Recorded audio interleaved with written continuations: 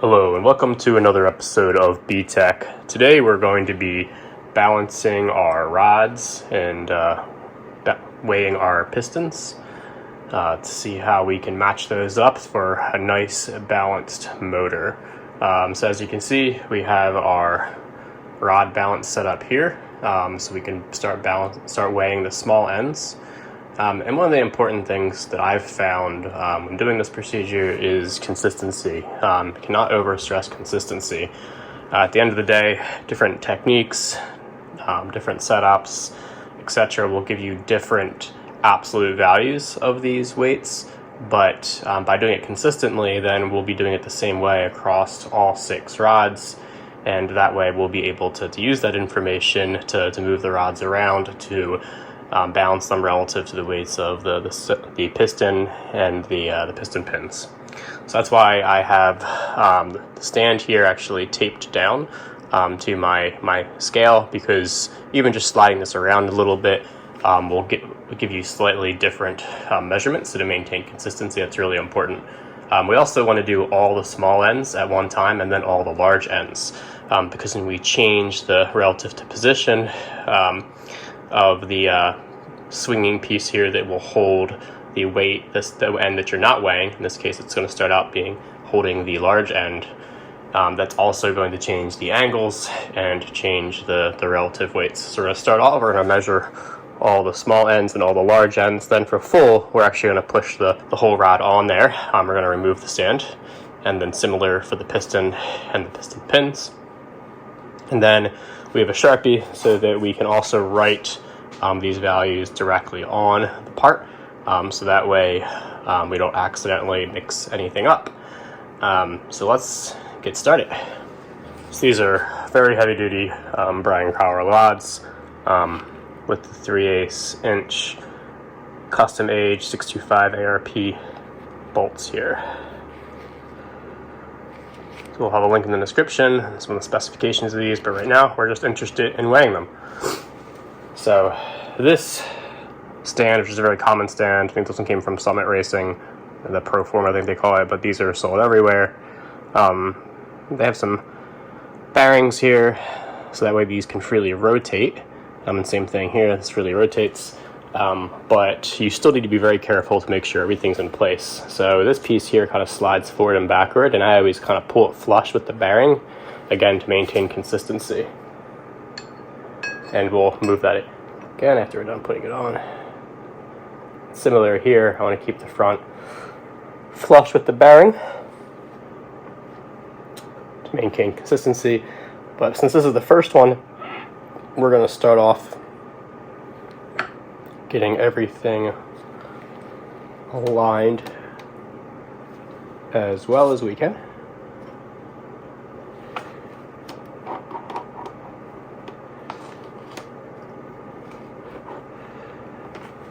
I'm going to make sure that the rod is as even as possible. We are at an angle here at the camera, so it does look like it's pointing down, but when you're looking at it straight on, it's a different story, although I do think it does want to come down just a little bit.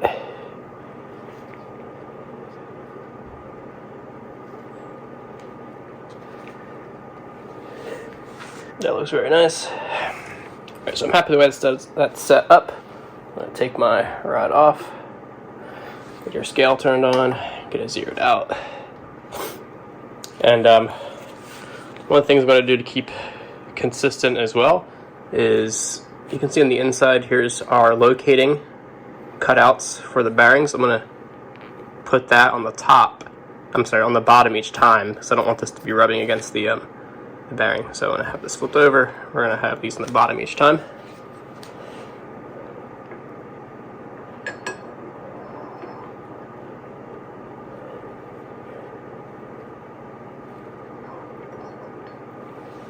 You can see we're zeroing out fine. I always want to double check that my scale is working, and we're going to come back to 0.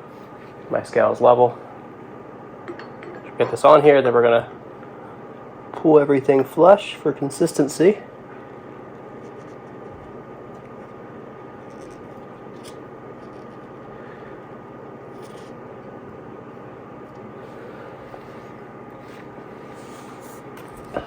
give the scale some time to equilibrate. And we are measuring 226.3 grams. Now, before writing that on the Sharpie on the metal, and you can see I already have some Sharpie up top when I was doing the full weights of these, I actually want to check the consistency of my setup. And this is really important because if you're doing your own makeshift setup, which I've done numerous times, one of the things you can check is to whether your makeshift setup is being consistent. If it's not consistent, it's not going to work for this purpose. Anyway, we're going to take it off and put it back on, and we should have the same value, or at least close enough for our purposes. And sometimes in makeshift setups, you'll be several grams different each time, and that'll really let you know that your balance is never going to be better than a few grams. So we're going to take it off. Goes back to 0 again, as we want it to. 0 the scale, and then get it back, get it set up again. And really, this is our lie detector test to make sure that what we're doing here is consistent.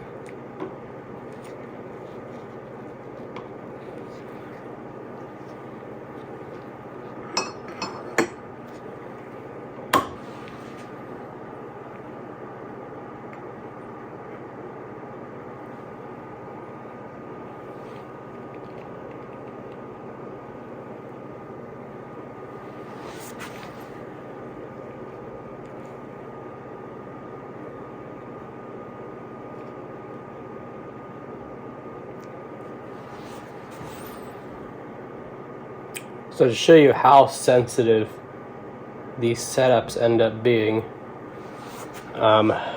just by doing small movements to set everything here,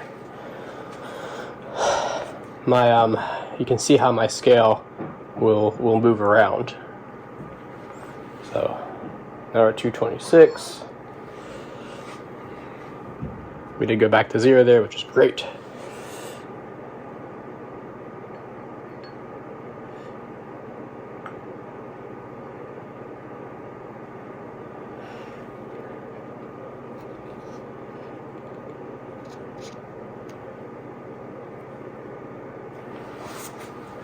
.226.2, which is very consistent, but gotta be very, very careful to do it the same each time. So we're gonna write the 226.3, which is the original number we got on this one, on the small end. So I'm gonna write it actually on the end right here.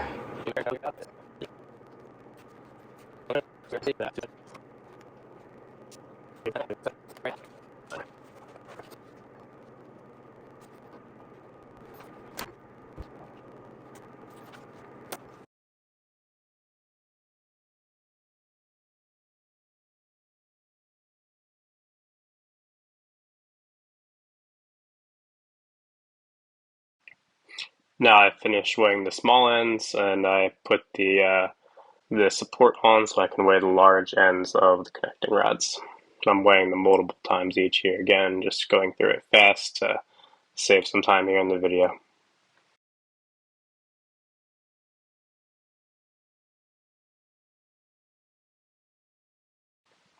Now I'm done weighing the large end of the connecting rods. I'm going to remove the tape and remove the support here so we can start weighing the full connecting rods as well as the pins and the pistons.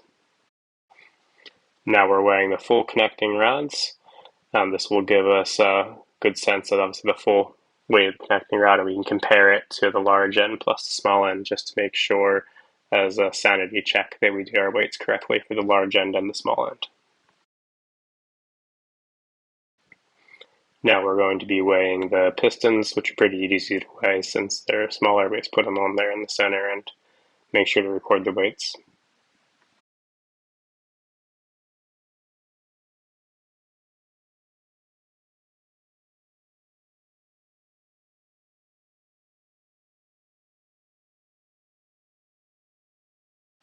Now we'll be weighing the piston wrist pins.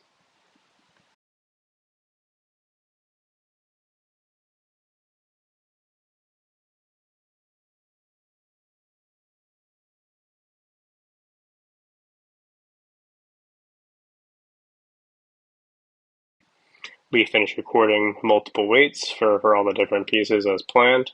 So now what I'm going to do is transcribe these in a particular order to see if we can take the averages as well as balance out these weights for the 6 different cylinders. Here I'm going to be writing down the averages as well as reordering them to do my best to give a balance here. And the balance is really going to be between the total weight of the small end, the wrist pin, and the piston. So we're going to move things around to try to make sure those weights are pretty similar across the 6 cylinders.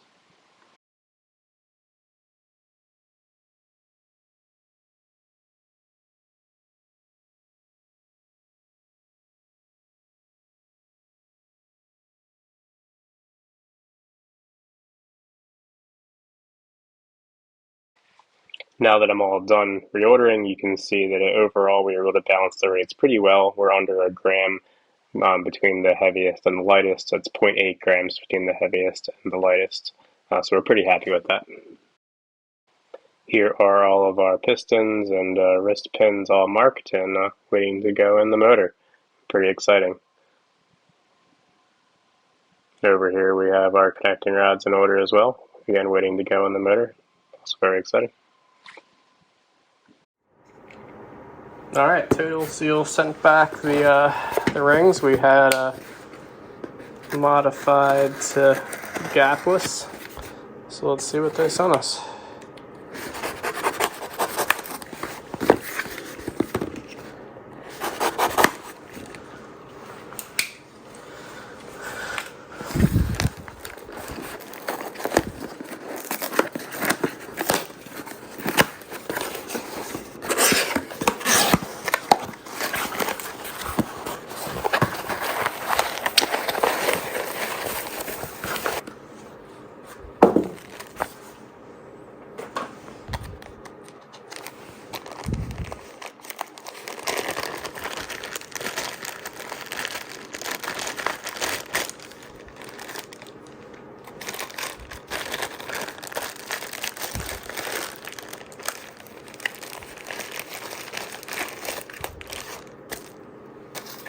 These are the original rings we had. They sent me my bag back, which is nice. And they sent me my rings back, of course. And the gapless rings, as you can see here, really, you just add them. Well, there's 2 things. One, they cut out. Ooh. Let's see if we can get this in focus. Should be able to. See that? There is a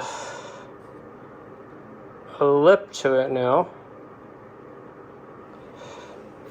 That lip gives space for this other ring to fit in. So together they make one ring.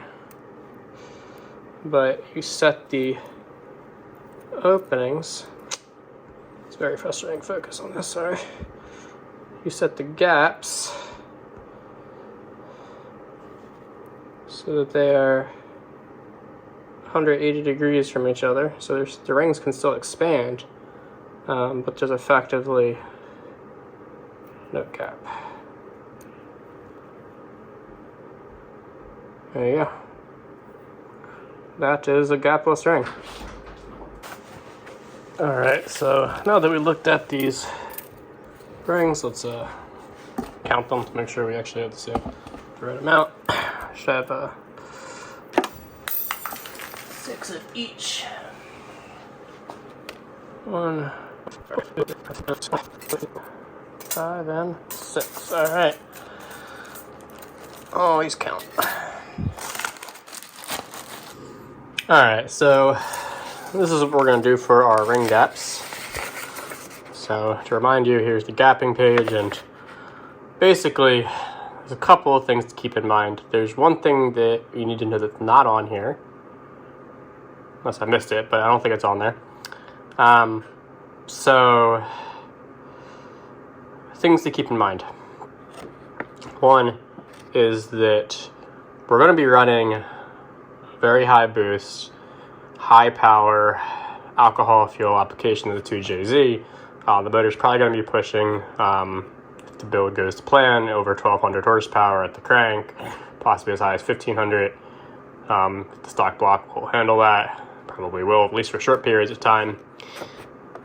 However, in order to do that, we need to make sure that that intense pressure and heat doesn't cause the rings to come together and kiss, because that will result in the engine being destroyed. So you want to set your ring gaps on the larger size. You still want them to be within the range, but on the higher end of that range. Now, the problem that you run into, that we said before, is with alcohol, especially you're going to be pushing all that contamination via blow-by with these big gaps into your oil, which is not great. So how do we limit that? One way of limiting it, but still being able to run these big gaps, is by running these gapless rings, which allow us to have really big gaps, but effectively still have good sealing. So as I showed you before, with the gapless ring, you have two rings that come together because we have a groove on the back. And that second ring underneath here will close off this gap and have its own gap under here where you can't see. So, gapping gapless rings. First thing you'll see here is they want you to have the second ring, which is the ring that runs in basically the second compression ring, totally separate ring, to have a smaller gap than the top ring. And may say counterintuitive, I know this is how engines used to be built a long time ago, but because the top ring is actually two rings that are both gapped to about this amount, and it ends up being a gapless situation, the effective gap in terms of sealing is going to be much smaller than the second ring. So effectively the second ring still has a much larger gap. Now, the other thing to keep in mind is that for the rail, which is the ring that runs under this top ring, which is the gapless ring, you want to have a gap in that that's slightly bigger than the gap that's in the primary. So this is the primary ring in the gapless. You can see the ridge it has on it, and the one that runs in that ridge is called the rail for the gapless ring. And you want to gap that rail slightly larger. So, and that's not on here, but it's on several spots on YouTube videos for Total Seal piston rings, as well as on their website. It'd be cool if they put it on here, but I have not seen that. So, in this situation, we're going to be looking at the top ring. The biggest one we have here is going to be 0.0095 times the bore, which in my application, bore is 3.406 inches times 0.0095, which we can round down to 0.032 thousandths. So the top ring, we're going to have 32 thousandths. We want the rail for the top gapless to be a little bit larger, so we're going to make that 0.034, 34 thousandths. And then the second ring, we want it to be slightly smaller. Doing the math per this card, it's 29 thousandths, but we're just going to even that out to 30 thousandths.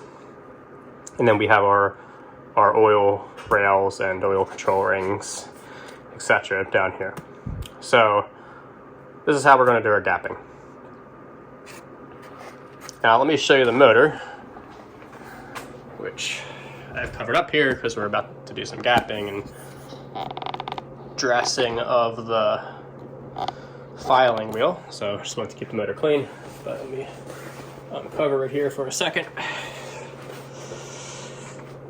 When we're putting our rings down in here, you can't just use the piston. It's a little tricky using the piston on this motor because it has a pretty big gap. It's a 40 thousandths gap, and so you can't really get the piston easily very straight. It's also hard to be consistent with how far down you're putting it in the bore. So there's a couple of different tools out there. This is actually an Amazon one. I actually like it because it has 3 points on it. I think you kind of so you just kind of drop it in there. You adjust these to the right size for your bore, and I like to turn it so that it's even all the way around. And I found especially you want to be very careful to make sure that the ring at the end, especially with these larger gaps, but anytime really, you don't have your ring kind of sitting like that, or you're not going to be able to measure the gap appropriately, or like that. You really want that ring coming together. So you do want to be really careful. The piston, that won't be as much of a problem because it's kind of pushing relatively equally around all sides. But with tools like this, which don't have as many points of contact, it's really important to make sure that it's all consistent. So do keep that in mind.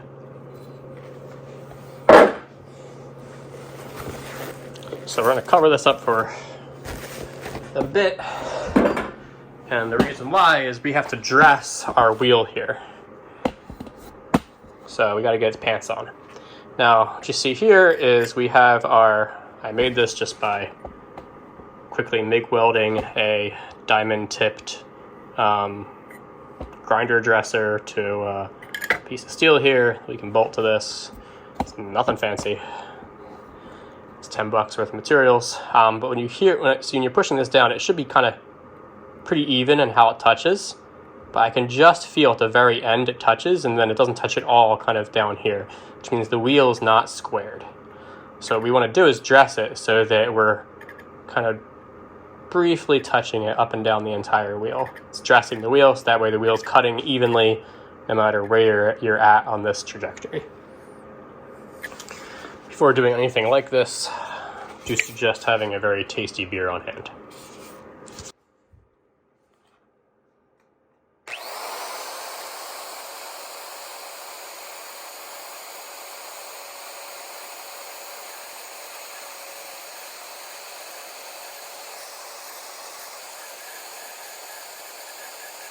All right, now that feels pretty even, where it's just a light drag across the whole radius. So I measured so the other thing when you're gapping, it's such a funny thing to say, gapping gapless rings, I want it to sit flat against my surface here, so I do flip them. It's so hard to see this, I'm really sorry about that, but I do flip them upside down so that the flat part, which is this part here, is against the machine. So if we were like that, when I push down on it, it would kind of push on an angle. I don't like that at all. And I already have this set up so that I can get it nice and square. With my square here, as long as I push it against all 3 points. 1 point here, 1 point here, 1 point here. So 3 points. I'm going to get it close enough now so that I'm just touching, so I can confirm that we dressed our wheel appropriately.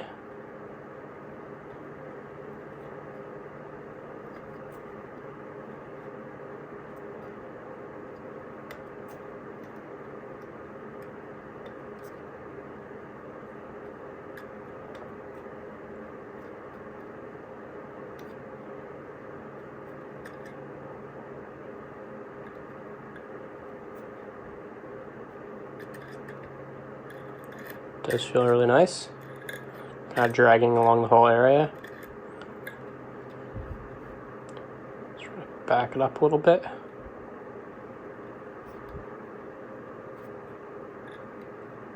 Make that our 0. And so we're going to make these rings. Recall, we're going to make these 32 thousandths. And this one's starting out about 28, so we got to take about 4 thousandths off of it, but I do like to go in stages just in case I'm taking more than I expect. Plus, I deburr with this little manual file here. It takes off a tiny little bit when I'm doing that. So just do it right. Hard to put material back on, and rings ain't cheap. All right, let's check where we're at.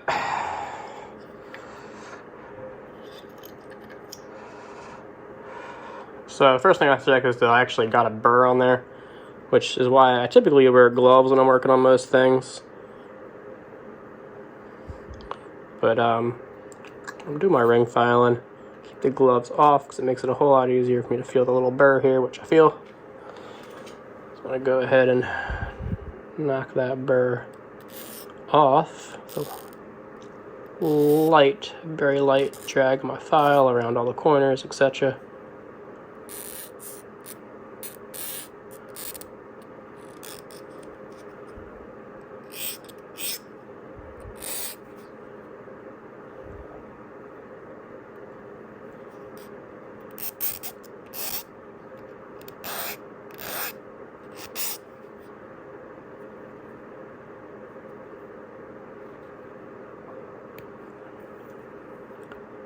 Ironically, I feel a better on that side too, so let's knock that one off as well.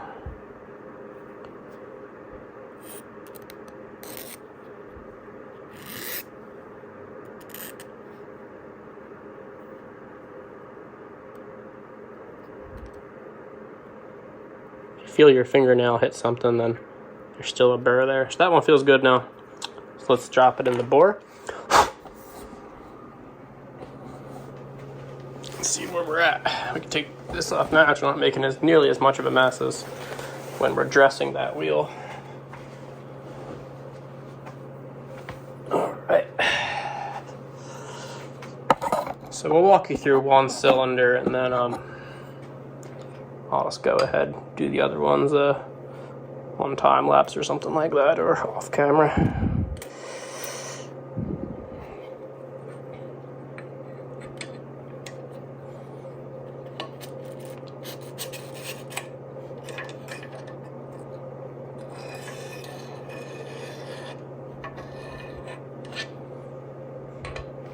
So I'm going to start off with, you can see it, 28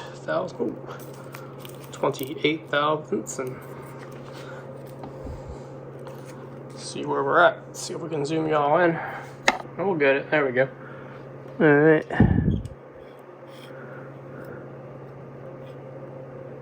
So 28 thousandths is still not fitting, so we really didn't take very much off. Let's see.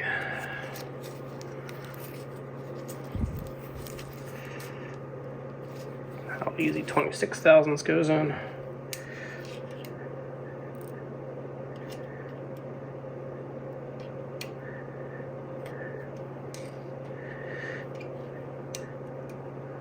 So 26 thousandths is still tight, so this must be one of the rings that didn't have much of a gap in it yet.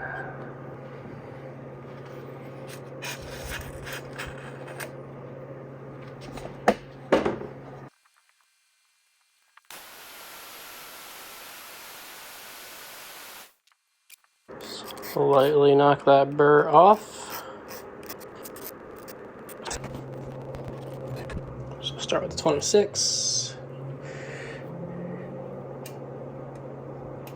Very easy.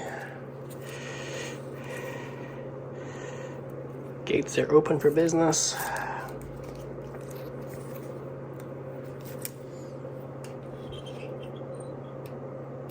$28. 28's good as well. Try 30.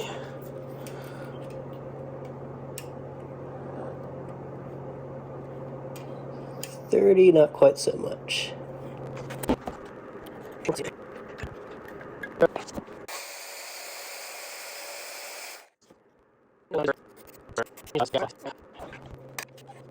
$30 still doesn't go in there.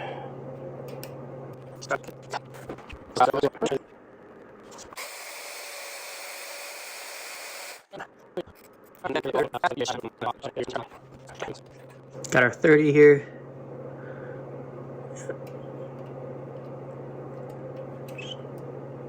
Not fitting. What's probably happening is we're it's hard to get that dial zeroed. It feels like you're just brushing against it, but we're not quite there. So we really just got to learn to be better at the zeroing process. Probably moving the zero by moving those 2 thousandths at a time.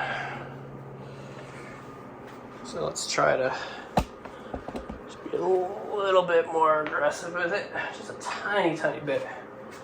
Again, we don't want to create a problem we don't have.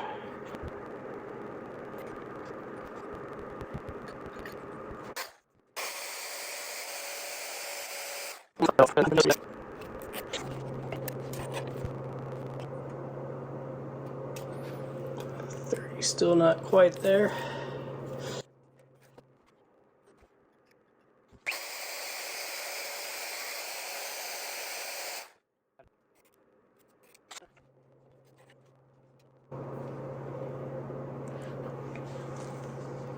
It's 28 and 30.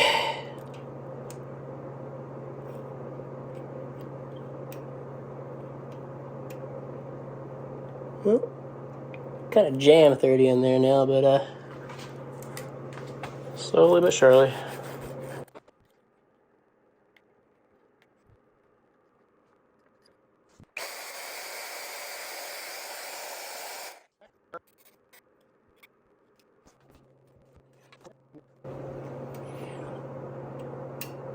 .30 now fits. Let's see what 32 feels like.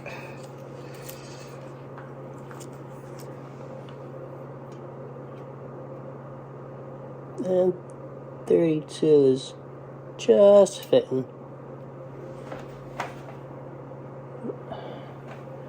Not quite flat anymore though, so let me flatten that out.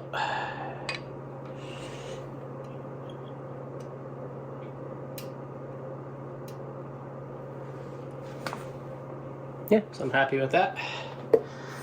This one is done. So I'm gonna bag this one up. This is cylinder number 6, so we don't lose anything. Alright, so here's our rail for the, see it looks very similar to a little control ring. You don't want to get those mixed up. Use our very light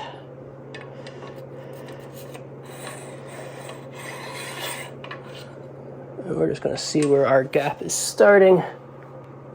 Oh, it's 10 fits in there, just fine. Let's try 15.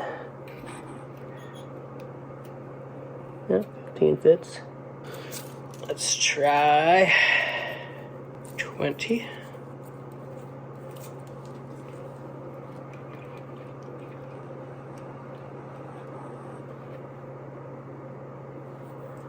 No, and 20 also seems to fit.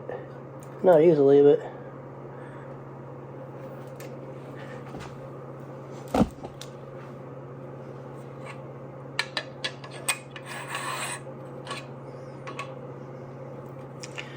let's try something bigger for fun. 22.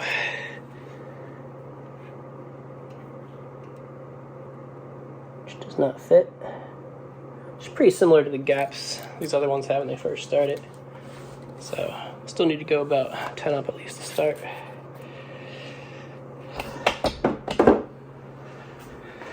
As far as I can tell, these ones do not have they have nothing indicating top or bottom or anything like that.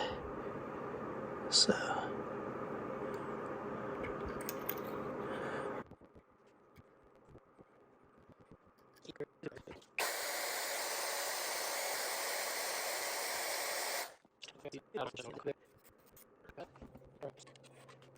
Very hard to see that tiny little gap. Oh, throw 25 in first.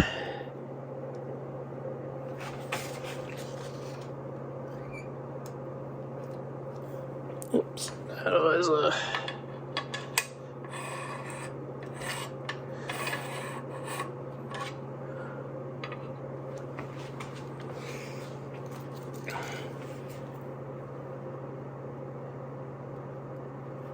nope, 25 is not fitting it.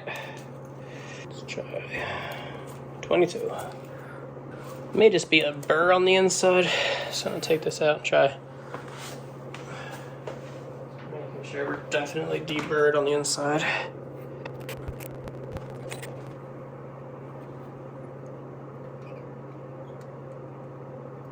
Yeah, it may have been because now 22 is fitting. Let's go back to our 25. 25 is also fitting. Let's go 28. 28, not so much.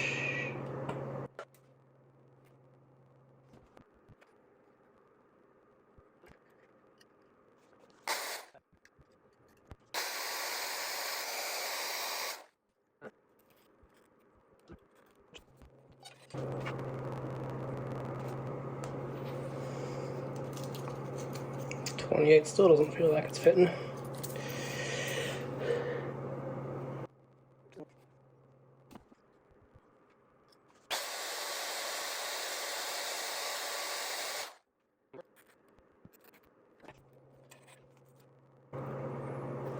28 now fits.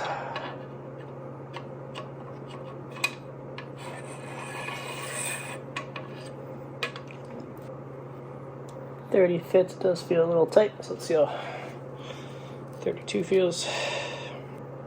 32 can kind of be jammed in, not really.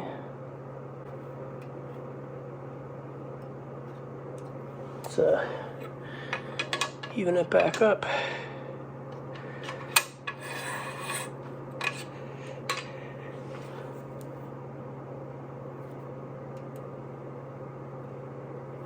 Get it in there. Let me get mine. Well, I don't have a 34, I just realized. So we're gonna put a 5, which should not fit. And it does not indeed fit.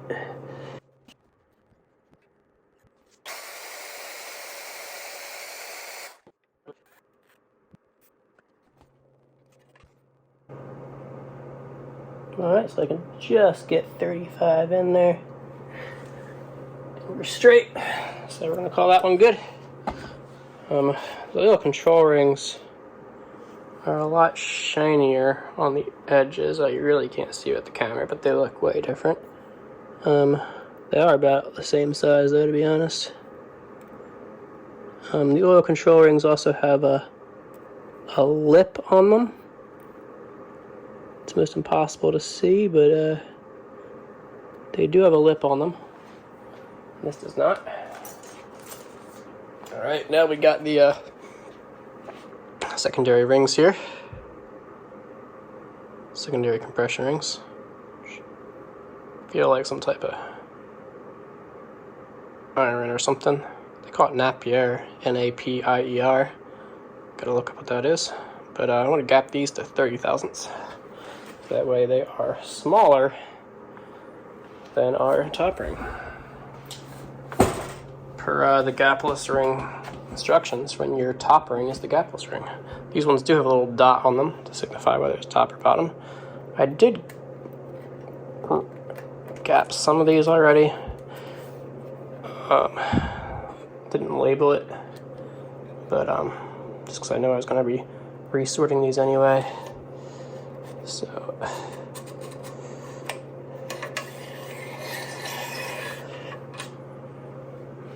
this may be already gapped, I'll find out. If it is, we'll find one that's not gapped, so we can go through file on it. Be comprehensive with the video. So here's my 30 thousandths, which does fit in here. So this one is already gapped. So we'll find one that's not already gapped. The video. Pretty sure I did not gap all of them. I think I gapped like 2 or 3 of them.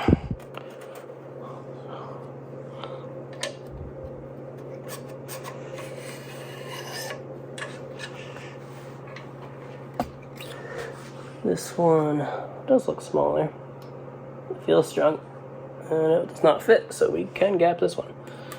Is it smaller than a 25? Indeed it is. Is it smaller than a 20? Just fits in there. So we got about 10 to go. Start out 4 or 5.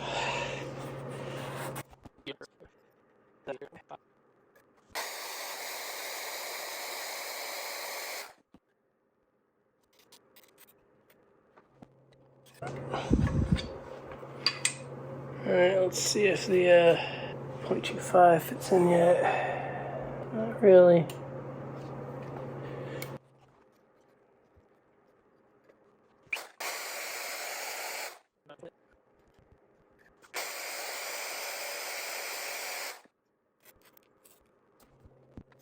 Let's see if 25 fits now.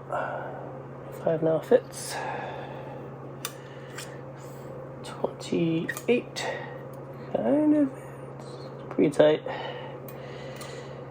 And then 30 is not happening yet.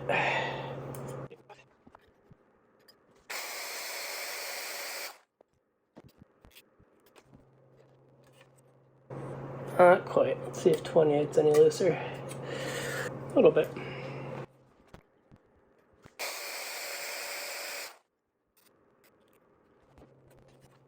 Alright, let's see if 30 fits now. 30 does have a nice tight fit. There we go. All the compression rings down for cylinder number 6 now. So we also have our oil control rings, which, let me show you here. They say they need a minimum gap of 15 thousandths. And it seems weird that the gap would be so small compared to my 30 thousandths plus for the compression rings. I don't know if it's the material doesn't expand as much or something like that. For the oil rails, I'm going to call up Total Seal tomorrow, since it's the weekend right now, and see what we need to do, and I'll let you know what I find out with those. Right now, we'll just see how big they are. And then this guy, you're not supposed to gap at all. So let's look at what these are. Hopefully they're already decently sized. I mean, I guess we could just gap them too, but I'd rather honestly call up Total Seal and spent the money on the rings, and they seem nice enough when I talk to them, so figure out what kind of gap these things like to have. I mean, it looks pretty big looking at it. So let's take our 30 and see where we're at. I mean, the 30 goes in there no problem. If the 35 goes in there, it's kind of a mute point, but probably ask them anyway. Yeah, the 35 also goes in here, no problem. So these have big old gaps out of the can. Maybe that's why they don't really tell you to worry about it, since these are made for a specific bore size, so they know the gaps are going to be pretty sizable. I'm definitely going to check them all just to make sure. But pretty silly to ruin an engine over too small a gap for an oil control ring, wouldn't it?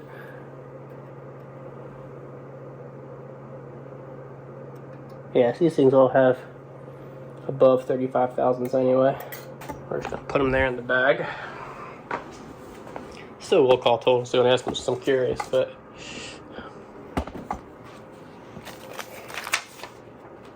we have our, the oil control rings have they look different, plus they have a little ledge on them.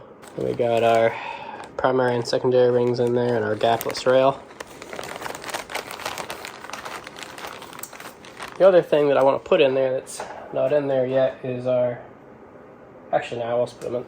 There's also a rail to hold all the oil rings on as well. Maybe I'll throw that in there as well right now. Yeah, so you can see here these pistons, this is where the oil rails go, and you can see the gap here.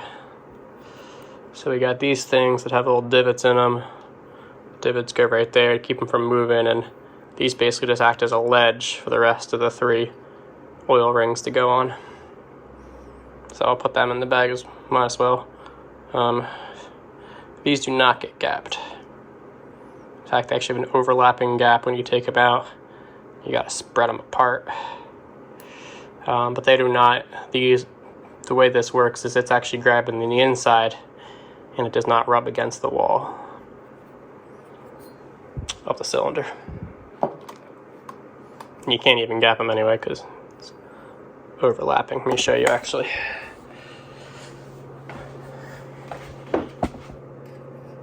See how it's not going to be touching the wall when it's in there.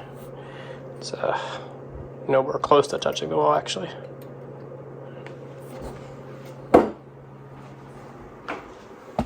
Either way, so these come from Diamond, which is the piston manufacturer. Again, it was a collaboration with Induction Performance, so they got the Induction Performance label on it. I think you can only buy them through Induction Performance, I'm guessing.